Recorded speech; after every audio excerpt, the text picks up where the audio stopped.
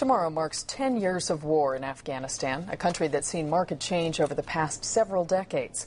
Tonight, a look at a collection of archival footage, images from the 50s and 60s that show a sharp contrast to the Afghanistan we see in news footage today. Cheryl Jennings has tonight's Assignment 7 report. So many people have forgotten how Afghanistan used to be. Dr. Mohammed Kayumi is in the perfect position to talk about the power of education and teach about the history of the country in which he was born. He's come a long way from his days in Kabul as the son of a carpenter and a mother who was not able to go to school. The Afghanistan of the days that I was growing up was Afghanistan of hope. Afghanistan of, people had aspirations. People wanted to improve their lives. So how do you get from Afghanistan to Hayward? Well, it's a long story after finishing college and then getting into my graduate studies. Dr. Kayumi is the president of Cal State East Bay in Hayward, where he's led the university for 4 years. He's showing me archival photographs and videos from Afghanistan's Minister of Information that show life in Afghanistan in the 50s and 60s.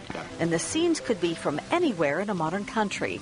There were plenty of jobs in construction, as well as the traditional jobs of farming and herding animals. Another thing that was really happening back as I was growing up was the beginning of the strong emancipation of women, where women were becoming part of the workforce. Many girls were having an opportunity to go to school and go to the university. Most women did not wear burqas to cover themselves. But burqa, what people miss is that burqa actually came from Pakistan. It has not, only about 100 years ago. It does not have roots in Afghanistan. Women were in government. There were family planning centers where women were taught about limiting their family size in order to be able to provide for their children.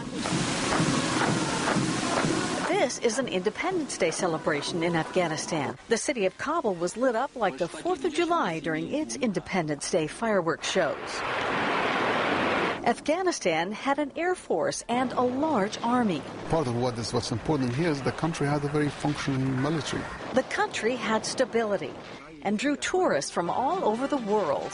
There were even car races because the roads at the time were so good. And look at the forest in a country most of us only know as a barren war zone. It looks like areas of Sierra Nevada. There's hardly any left there right now. But this is what it looked like back in the 60s and 70s. Yeah. It's really actually the 80s, yeah. This is before the Soviet invasion 30 years ago started Afghanistan's downfall. Then terrorists used the country as a base to plot attacks on the United States. And the Taliban moved in, repressing girls and women. What these groups are really trying to do is they're trying to make sure that women will not be able to get an education. So as part of that, they'll always be subordinated.